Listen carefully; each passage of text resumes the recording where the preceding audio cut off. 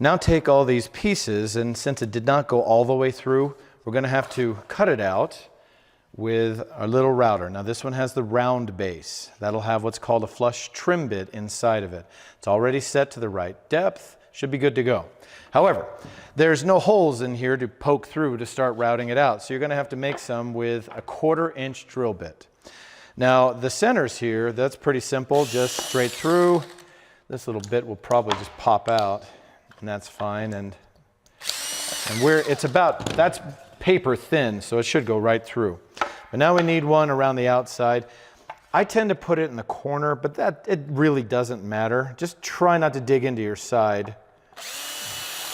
Be as gentle as you can so you don't hit something important. The thing that I wanted to mention is you can see right here and right here where the CNC doesn't go all the way around the corner. So my bit in my CNC, or my router right there, won't continue. So it'll get to here and it'll stop no matter what. So make sure, don't worry if that doesn't go all the way around.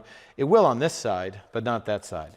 So now, turn it over, turn it on, and just route them out.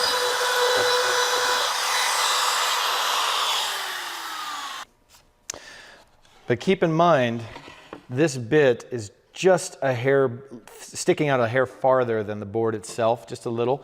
So all you have to do is take the board and just lift the board up a little.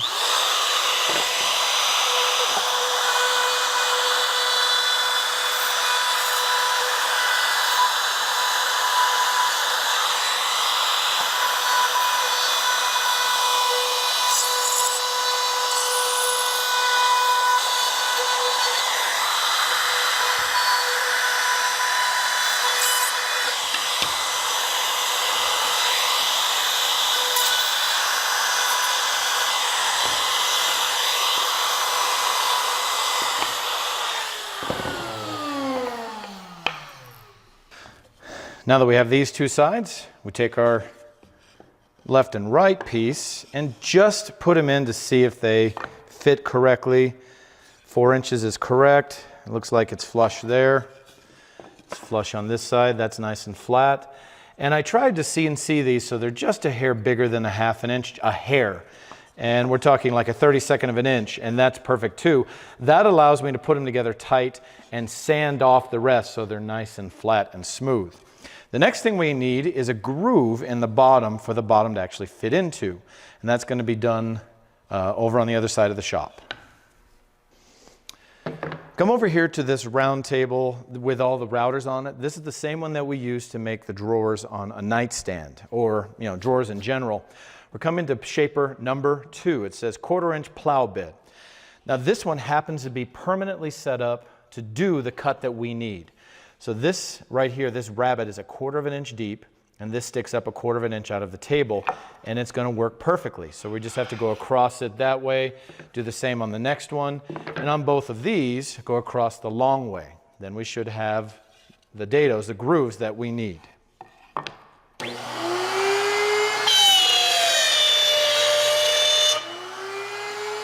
It does fill up. All the sawdust fills up. Just tap it, it should come right out.